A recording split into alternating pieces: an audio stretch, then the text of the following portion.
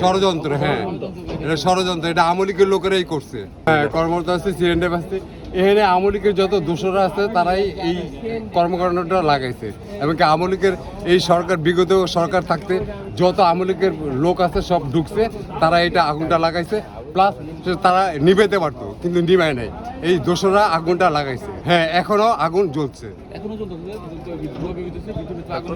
আর কি বলতে এই ওরাই এই কাজটা করছে, এছাড়া আর কিছু না।